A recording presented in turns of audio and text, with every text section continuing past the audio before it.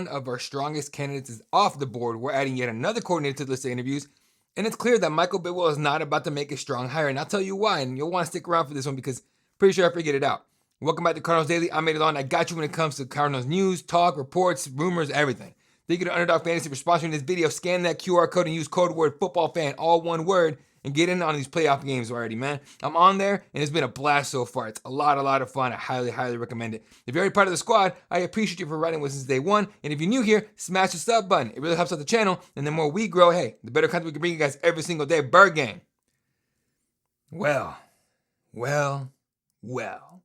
Cardinals fans, gather around. We did it again. Robert Saleh, the guy who interviewed with us, right, was reportedly one of the top choices for our team. Made all the sense in the world, and he just took the Tennessee Titans job.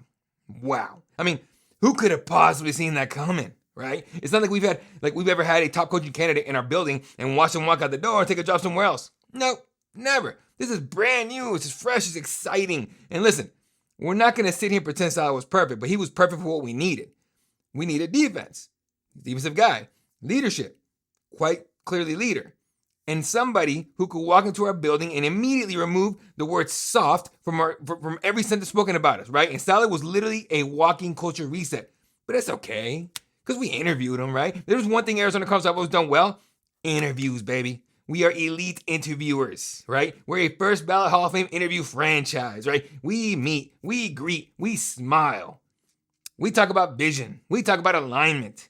And then we watch the coach take his talent somewhere else, right? And of course, when he went to the Titans, because of course he did. Because why would the football gods allow us to have anything nice? We can't just hire the guy who makes sense, right? We can't just hire the guy who fixes the biggest problem on the team. No. We have to explore our options and be thorough and make sure it's the right fit. And while we're doing all that, the Titans swoop in like, hey, Robert, you want to be our head coach? And Saleh's like, absolutely. I'd like to work for a franchise that actually wants me. Must be nice. Must be real nice, Tennessee. Remember how we heard Saleh's big demand was that he wanted to call the defense because he didn't call it with the Jets and felt disconnected? Yeah, that was adorable, right? That was like watching someone ask for basic respect at work. And the Titans probably went, yeah, sure, whatever you need, man. Please serve our team. Meanwhile, us, we're probably still in the meeting like, well, do we want him to call the defense, or should we set up a committee and we do a rotating defensive play caller of the week raffle? That'd be fun, because nothing says series franchise like overcomplicating the simplest freaking decision possible. And here's the fun part. We didn't just lose Saleh, right? We lose what he represented. The immediate defensive turnaround that he would have brought. The credibility on the defensive end, especially, but in terms of the whole entire franchise, a man that's respected in the league, would have had that, right? We would have finally freaking hired a grown-up to be our head coach. Because Saleh was the guy who could have walked into our defense, which was basically held together by hope, tape, and prayer, and actually turn it into something functional. He took the Niners defense from 29th to 13th. What were we last year? Oh, yeah. Let me check my notes. 29th. Oh. It was literally a perfect match. Like the universe gift wrapped it for us, and we still fumbled it. That is talent, folks, right? That is pure, uncut Cardinals heritage. So what now? What do we do now?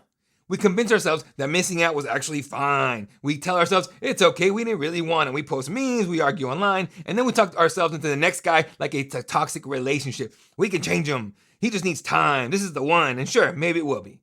But right now, it's hard not to look at this and say, we just let the best possible defensive answer for our team walk straight into the Titans room. So, congrats, Robert Saleh. Seriously, enjoy Tennessee. Enjoy a franchise that actually closes the deal and knows how to do it. Enjoy a franchise that knows what it wants. Meanwhile, in Arizona, we'll just sit here on the couch, staring to the abyss, whispering, maybe next time. Because there's one thing we're consistent at, it's consistently missing the heck out on anything good. So what are we doing now? What is the next step in this coaching search? Because we got to get somebody. Somebody's got to have that job title. I mean, I would take it, but I feel like Michael Bidwill would let me walk out of the freaking building at this point. So we're interviewing a Buffalo Bill. A Buffalo Bill. He's the man with the plan. Part of the playoff run in the past few years, and it is not Sean McDermott. Nope, of course not. Why the hell would it be Sean McDermott? We're talking to Buffalo Bills offensive coordinator Joe Brady, right? And as sarcastic as I've been this last entire segment, I have to take this one. I'd be honest with you. This is intriguing. It's something to definitely think about. This is the kind of candidate that really should have our attention here because he's not a loud name, obviously, right? He's not a recycled coach we've seen in 3 different places just failing left and right, but he represents something we desperately could use here, right? Modern offense, real quarterback development, and a system that can score with anybody. And if we're serious about becoming a legitimate contender, and it's hard to believe that Michael Bidwill actually thinks that, but let's just play with it. We can't keep pretending that offense is just going to figure itself out every freaking year. We need a head coach who can build clear identity on the offensive end, and Joe Brady might be that guy, right? Brady's one of the most respected offensive minds in football right now, right? He's shown he can be creative and adaptable. That he's been part of multiple high-level offenses at both college and NFL level. And he's not just a play designer. He's a quarterback-friendly coach. He's a quarterback, whisperer, for lack of a better term.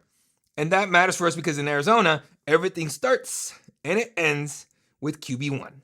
Whether Kyler Murray's our guy moving forward or not, right? We're going to figure that out soon. We have to have an offense that makes life easier on the quarterback, not harder, regardless of who it is at quarterback. Now, the accomplishment that really puts Joe Brady on the map for a lot of us, LSU. When he helped engineer one of the greatest college offenses of all time. The LSU team didn't just win games. They were embarrassing defenses, like badly embarrassing teams. They changed the way defenses have to prepare and behave and adjust. They made unstoppable look normal. And the quarterback in the middle of all of it, Joe Burrow. One of the biggest quarterback jumps in recent memory. Think about it. He went from a good player to a generational season. And Brady was right there in the engine room helping build the system. Now, I'm not saying he did it on his own. I'm not saying he's the only reason Burrow became Burrow. But if you're the Cardinals and you're looking for proof that a coach can unlock elite quarterback production, LSU's that blueprint, right? That's a resume bullet point you definitely don't ignore. Brady took his offense to the NFL, right? He's been working at the highest level ever since. He's coached quarterbacks. He's been around professional locker rooms. He's had to deal with weekly chess matches every single week, obviously, and that the NFL demands that. Right now, he's the offensive coordinator for the Buffalo Bills, guiding one of the most dynamic offenses in football. And yes, we're talking about Josh Allen, one of the most dangerous quarterbacks in the league, and a player who can beat you with his arm, beat you with his legs, beat you off script, and turn broken plays into touchdowns. And that's important here, right? Brady isn't trying to force Josh Allen into some rigid system the way Petzing and Gannon were trying to do with Kyler. He's building the offense to fit what Allen does best. That is the flexibility we could absolutely use on the offensive end. He understands the modern NFL game, obviously. And that's what we need, right? Because we lived through too many stretches where the offense looks like it's being called out of fear or called out of habit or, like we're trying not to lose, basically, right? Joe Brady's style is built to attack. So bringing it back to the Cardinals. If Kyler Murray's our quarterback going into 2026, we need a head coach who can maximize his strengths, right? We're going to need more creativity with Kyler. More rhythm throws, motions, easy completions, get the rhythm going. More opportunities for Kyler to play fast and for Kyler to be Kyler on the field. We need an offense that doesn't ask him to be perfect on every snap or be something he's not. We need the system to lift the quarterback. Brady seems to be one of those coaches who understands how to put quarterbacks in positions to win. The Cardinals have had flashes of being explosive, but we haven't been consistently dangerous. We haven't had that kind of offense that defenses fear every single Sunday, and it's been decades since we had that. And if we want to be serious, guys, that has to change. In the NFC, especially the NFC West, but in the NFC, you're not winning anything long-term by trying to win 17, 14 games every week. You have to score, stress the defenses, dictate that tempo, get the rhythm going. Brady gives us a shot at developing that on offense, I believe. And here's what gets me excited about possibility of getting Joe Brady. It gives us an actual direction offensively, at least, right? We don't know anything about him being a CEO of the team, being able to handle all these different responsibilities. But in terms of bringing him into the building as a head coach, right, and to work with our offense especially, it kind of gives that message of we're building around offense, right? We're prioritizing quarterback play, becoming modern, and we're going to attack. That energy is something we need in the building. We're tired of these rebuild talk, guys. We're tired of next year talk. We're tired of always being the team that's talented on paper but never consistent on the field. Brady could be the guy that brings a clear offensive identity immediately with the structure and his plan. And that guy has answers seemingly, right?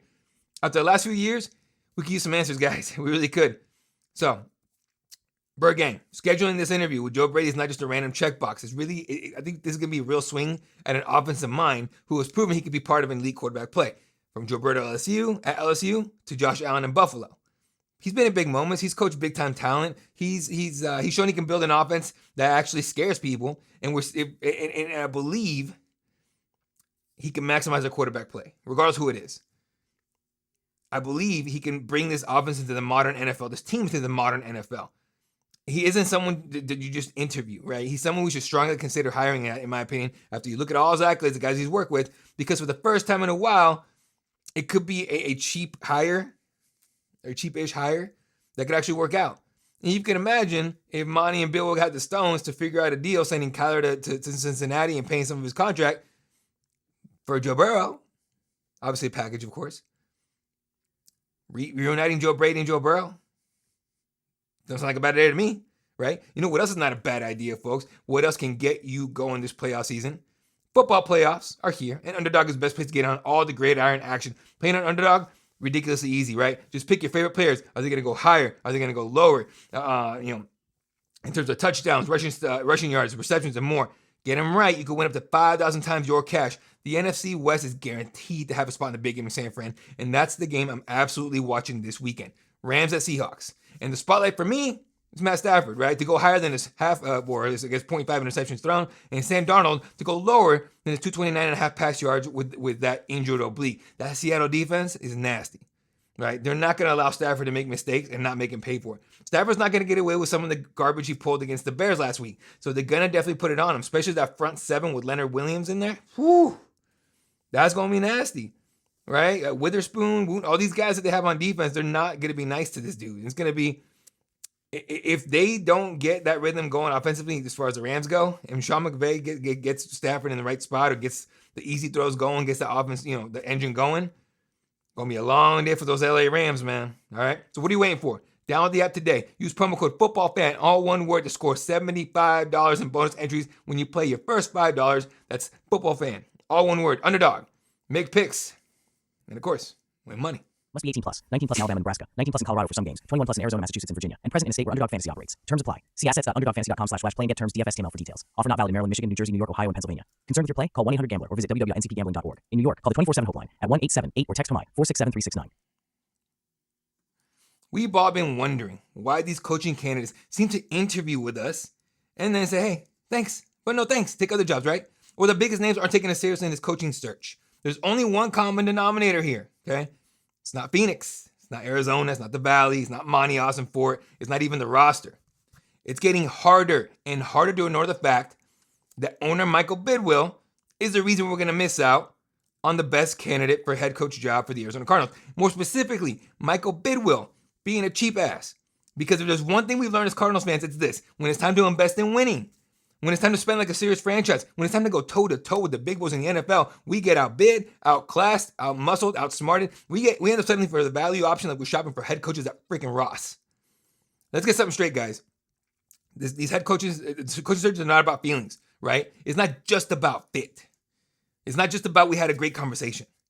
They're about commitment. And in the game, a head coaching game, commitment looks like money. Because the best head coaching candidates don't just want a job.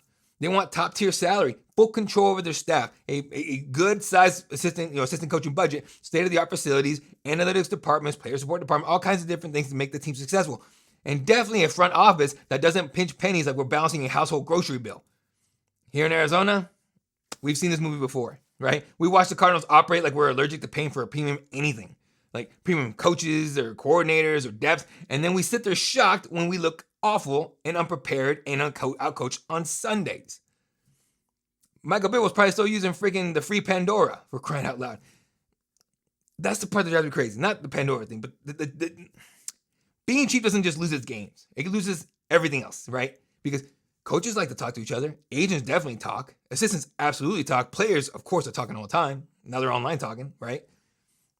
The credibility of this franchise is in the tank right now. It's awful. If you're a hot head coaching name with options, are you looking at us like thinking, do they actually want to win? Or do they want to win as long as it's affordable?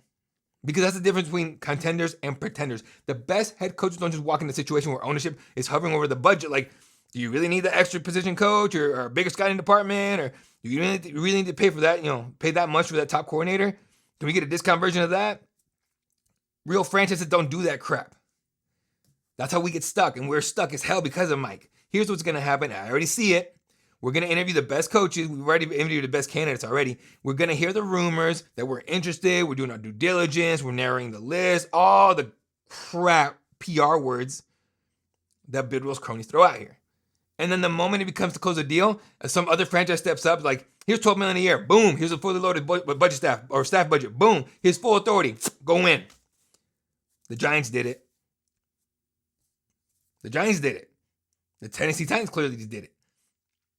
We're here. We're trying to compete with some. Well, here's a competitive offer. We're excited about the vision, and we could throw in the lifetime supply of State Farm Stadium, parking passes. Then we're gonna act surprised when the candidate says, "Yeah, I'm good, bro. See ya."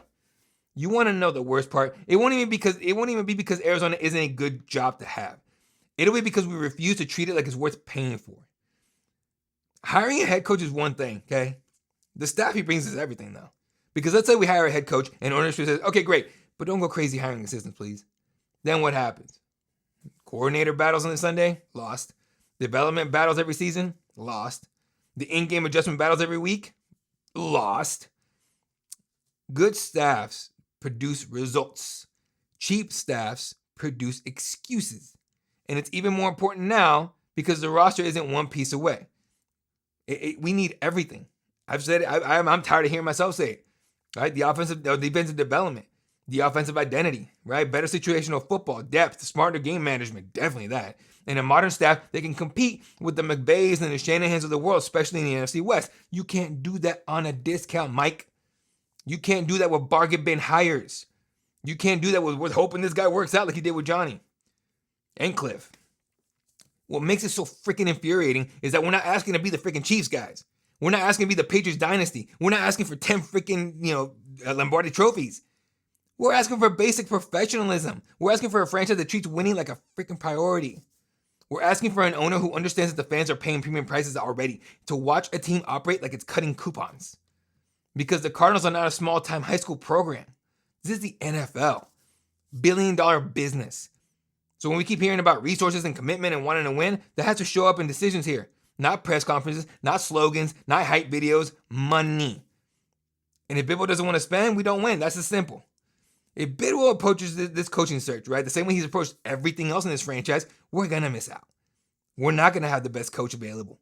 We're not going to have a decent staff. We're going to be left holding the freaking bag with the safe choice, or the cheap choice, right? The we can control him choice.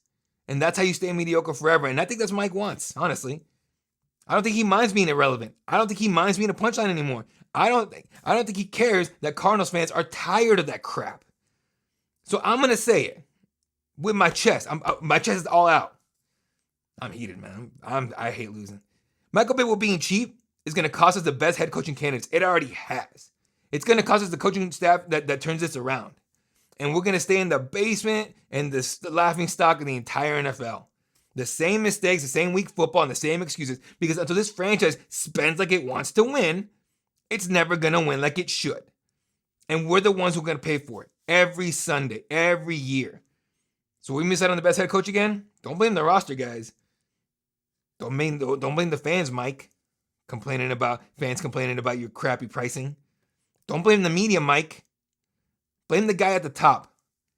Blame the guy who keeps trying to win in the NFL on clearance pricing. Blame the guy in the mirror, Mike. Guys, if I sound heated and really upset and irritated, it's because I'm freaking sick of losing. I've been a Cardinals fan my entire life. I'm sick of losing. I know you are too, right? But the more I look at it, the more I think this guy is about to just go for, let's get a guy that only costs $3 million a year. Because here's what I think is going to happen here. And here's what I think he's working with. He wants a cheap coach, right, that doesn't cost very much. And he wants a coach that's going to take Kyler Murray. I think this dude is already made up his mind that Kyler's going to be here. He does not want to pay Kyler Murray to go play somewhere else. He doesn't want to do that, right? The problem, Mike, is you gave the green light to extend this dude, right? You reap what you sow. Take your medicine, Mike. Deal with it. If you can't handle it, sell the franchise. Move on. Give this fan base an owner that actually gives a crap, right? And has the ability to do something. Because you have shown you cannot, and your entire family has not been able to. And there's zero in your history or your family's history that tells us or me or anybody else in this fan base or Bird Gang anywhere that you're going to ever pull it off. Mike, if you're not willing to play ball the way a real NFL owner plays, just get out. Get out. All right, folks. Whew, I'm heated about this stuff, man. I am heated. That's going to do it for this episode of Cardinals Daily. I'm Eddie Cuevas. Don't forget to hit that sub, hit the bell, hit the like, leave a comment. I will see you guys all tomorrow. Make sure you follow here on these socials. These are my personal socials, and of course, the Cardinals Daily socials. Follow me on there. Give me a shout. Let me know you found me on here, and then I'll definitely follow you back. All right. Shout out to Underdog Fantasy sponsoring the video. Please scan the QR code right up here. Sign up for using Football Fan, all one word. It really helps out the channel. And I just want to win, guys. I really do just want to win. All right, and I know you do too. So let's hope whatever cheap hire that Michael Bidwill gets, because he's gonna get a cheap hire, turns out to be just diamond in the rough. Let's hope. All right, Bird Gang. I rock with y'all. The wheels fall off, and the wheels, well, they're wobbly right now, but let's hope it don't fall off. All right, go Cardinals.